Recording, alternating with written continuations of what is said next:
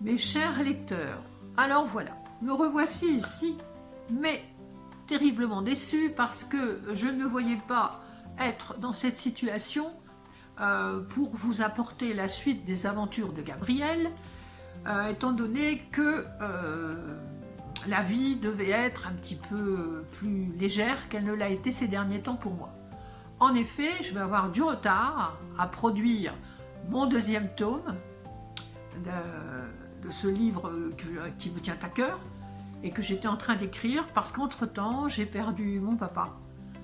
Et nous sommes dans une famille très compliquée et quand je vais dire ces choses-là, certains d'entre vous vont comprendre de quoi il s'agit, puisqu'évidemment, les frères et sœurs, quelquefois, ne sont pas tout à fait ce qu'on imagine qu'ils sont. En fait, je me disais que sur le sujet, je pourrais peut-être faire une petite saga, parce que je ne suis pas la seule à être touchée par ce genre de problème, loin de là. Et puis, j'ai été tellement assommée, quand j'ai compris ce qui se passait en backstage, que ça m'a fait un mal de chien. Il a fallu que je me remette à réfléchir différemment. J'étais pleine d'illusions, d'idéaux, et en fait, tout est bouleversé assez rapidement.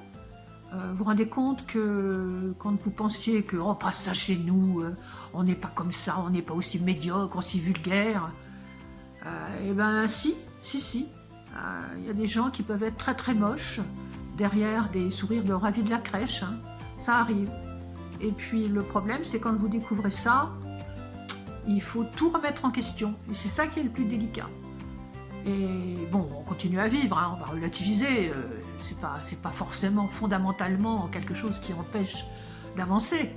Mais il faut faire comme tout le monde, c'est-à-dire passer outre, prendre sur soi et puis essayer d'assumer soi-même toutes les malversations qui ont été faites dans votre dos. Ça n'est pas toujours facile.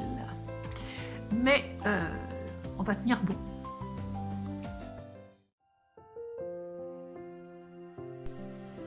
Si je résume, on va dire que j'ai un certain âge, je ne dirais pas lequel, je vous laisse décider.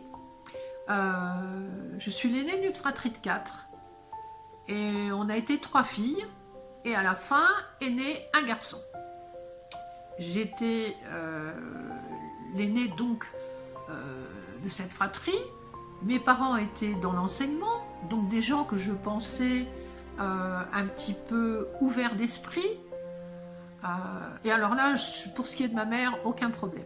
C'était une femme extraordinaire pour son époque, qui était vraiment dans quelque chose de déjà féministe, mais sans qu'on prononce le mot, ça ne se disait pas, mais elle l'était dans les actions. C'est-à-dire que nous, les filles, nous étions à égalité, et elle nous a pris sous son aile, elle nous a formés intellectuellement, artistiquement, littérairement, parce que c'était quelqu'un qui lisait beaucoup. Et elle, je la remercie infiniment pour ce qu'elle m'a apporté. Elle m'avait fait découvrir la littérature anglaise en particulier. Et ça, je ne la remercierai jamais, jamais assez. Et puis, comme les femmes de cette époque, bien qu'elle ait exactement le même métier que mon père, ils étaient instituteurs tous les deux, dans mon souvenir, ce qui me fait très très mal, c'est d'imaginer que le partage des tâches pour elles n'existait pas.